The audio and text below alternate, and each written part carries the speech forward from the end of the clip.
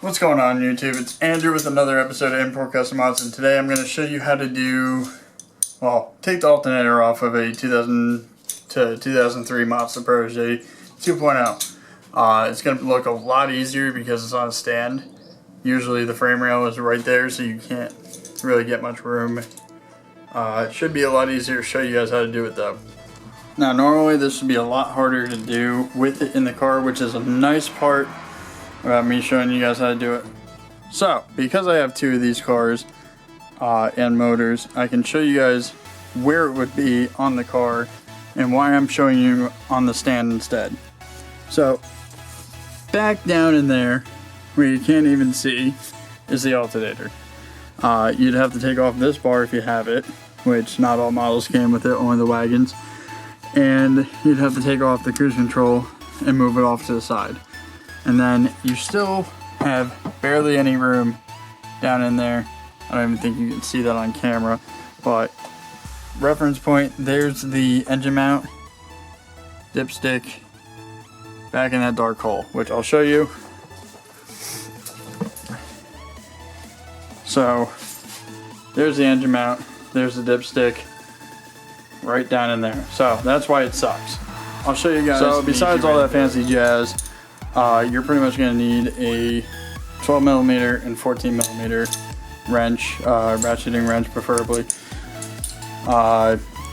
12mm for the tensioner, 12mm. That might be a 12 or a 13. I might have lied to you for the actual bolt that holds the wire on. And then down here on the back side that holds it with the through bolt, that's a 14. 12mm. Go the right way.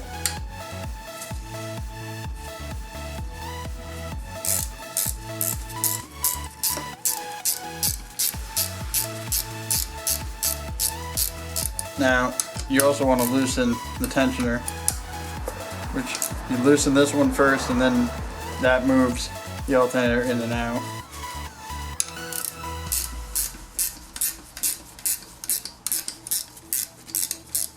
In our case, we want to take the whole bolt out, but we're going to leave that there until we get the bottom bolt out.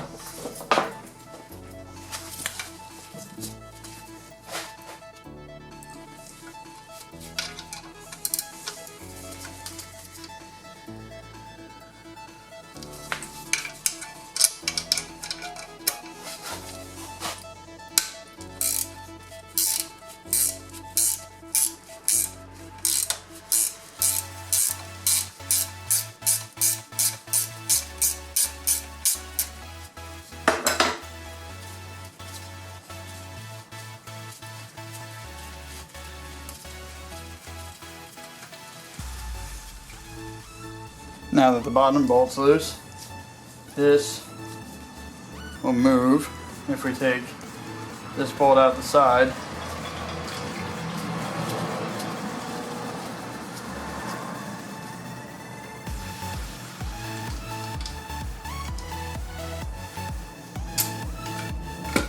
That moves forward. Take the belt off. Finish taking out the bottom bolt.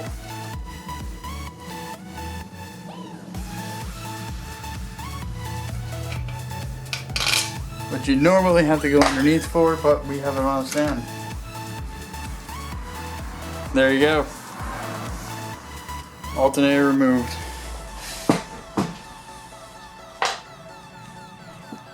So there you go guys.